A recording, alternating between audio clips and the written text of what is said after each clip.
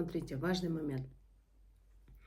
Все дело в том, что наша проблема в том, что мы обожаем рекламу. Рекламаны аябай жакшы көрөбүз.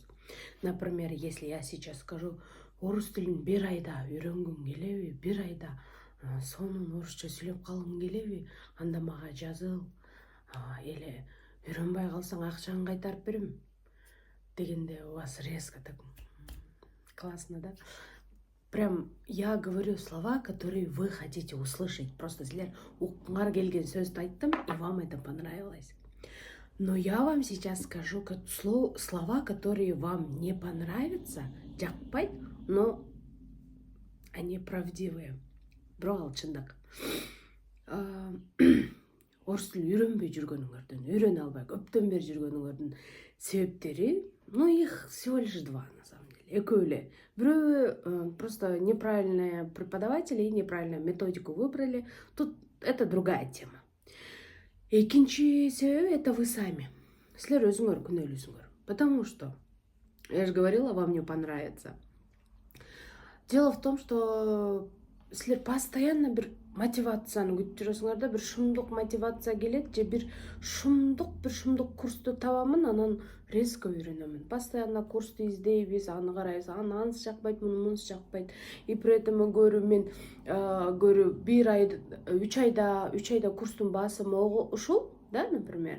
И 3 айдын ичинде ушулдун баарын өтөсүңөр деп программаны маалымат катары жиберсем, человек, знаете, что просит? Говорит, акча 3 айга экени макул 3 айга. Бирок жана 3 айлык программаны 1 айда бер. Понимаете? То есть ай сайын ошончо сабак бер. Это говорит о том, что мы просто занимаемся самообманом. Нам так нравится обманывать себя. Допустим, знаете, что мы обожаем, например?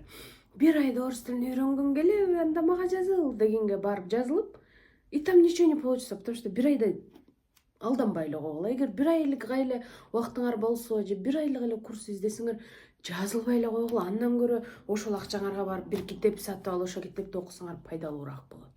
Понимаете?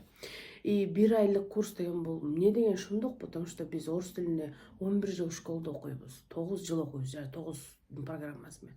Потом университетке барабыз. Университетте мен еще аны 5 жыл окуймун. 11ге 5ти кошсо 16 жыл. 16 жыл ичи бою вот прям орус тил сабагы постоянно основада болгон bizde. Понимаете? Каждый год орус тил сабагы болгон. И мы вот, допустим, мен көрө орусчаны мен ушинтип үйрөндүм, мен могунтуп үйрөндүм, мен мынтим десем, люди говорят, тикток ошол видеону киргизсем, говорят, калп депчи. То есть ты обманываешь, калп эле курсуңду рекламалап атасың дейт. На самом деле мен курста үйрөнгөн эмесмин. Мен самостоятельно үйрөнгөнмүн. Университетте окуганмын, да, грамматику. А именно сүйлөп кетүү, практика процессы, и словарный запас. Ал бул курс деген это просто курс, понимаете? Это просто грамматика, например. Вот это грамматика. И могу бир грамматика менен алыска кетпейсиңер, эч жака кетпейсиңер, точнее. Анда деген ошол эле болсо могу бир китепти алып туруп, например, могу грамматика деп коелу, орус тилинин грамматикасы деген китептер бар да ушундай. Бир китепти алып туруп, баарын бир сире окуп, макул эми бир жумада окуп бүтөсүңөр, 10 күндө окуп, 10 күндө грамматикасын бүт, орус тилинин грамматикасын бүтүп окуп туруп. Все понятно. Всем здравствуйте. И дальше сүйлөп кете беришиңер керек болчу. Бирок кандай болбошун билебиз да. Мы все понимаем, что это не так. Вот это если грамматика, да? Сюда нужно добавить, это грамматика. Нужно добавить очень много словарного запаса. Сөз байлыгы болуш керек. Потом еще очень много надо практики. Много практики надо, очень много практики. Вот это называется все это ошонун баары результат калып келет. Люди думают, курска бардым, допустим, бир айда даже элементарно, просто грамматиканы бүтүргөнгө деле невозможно. Бир айда бир целый тилдин грамматикасы? Нет. Алданбагыла, андайга просто. Лучше ал акчага барып же китеп алгыла, жарымда китеп алып, жарымда покушайте барып, жакшы тамак жеп алгыла, все. Потом мы ждем мотивацию. Андан кийин биз мотивация күтөбүз. Мотивация приди, Кудай мотивация келсин. И мотивация келди, Муся такие, ё-моё, сейчас азыр баарын прям үйрөнүп салам. И потом бир жумадан кийин ал мотивация кетет. Потому что мотивация ошончо эле турат. Мотивациянын срогу ошончо.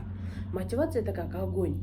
Бум, бум, бум, бир айда бир, кээ бирлеринде 2 айда бир деп жанып турат. Ошол кезде баарын кыйратып салчудай болобуз.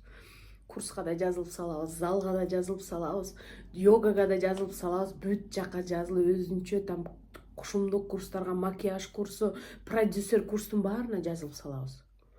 Расписанияны түзүп эртең менен чуркап баштайбыз. Анан бир жумадан кийин кайра эле жанагы баягы бойдон отуруп калабыз. Потому что эмне болду? Мотивация түгөдү.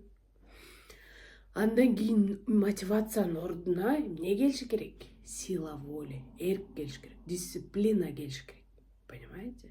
Это когда задание жасагың келбей атса, мен я постоянно мага жазылгандарга повторяю. Мага жазылдыңарбы?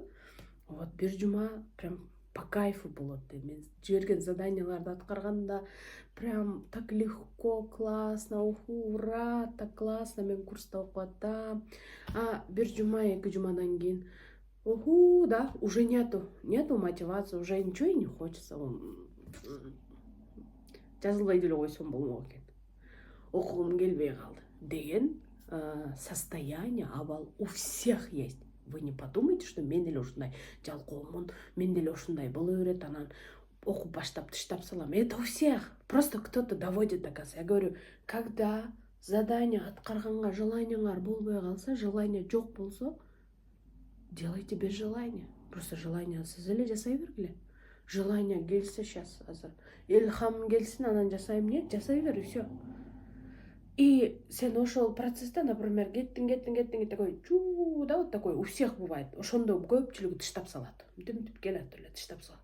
Ошол тыштап салган, элдин баары тыштап салганда сен ошол жерден өтүп алдыңбы, кайра мотивация келет. И ты скажешь, слава Богу, Кудайга шүгүр ошондо тыштап салбаптырмын. Потому что сен анда уже результатты көрүп баштайсың. Всегда так и было. Мотивация идет, мы классные такие, вау, уи. И вот тут люди пропадают. Мы чуңкурга келгенде, вот эта яма, да, люди остаются. Потом кайрадан нольдан баштайт. Кайра, уи. Говорят, в следующий раз, вот в этот раз у меня получится, дейт. Мен монсунда тыштабайм, дейт. А тиги яма по-любому турат астында. Бир жумадан кийин, 2 жумадан кээ бирлердики бир айдан кийин астынан чыгат. Но у всех эта яма выходит.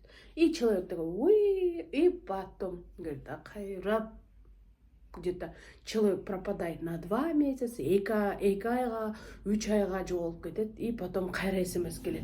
Мен силерде 1 жыл мурун окудум эле, ошону улантайын дедим эле. Мен силерден 6 ай мурун окуганмын, ошону улантайын дедим эле.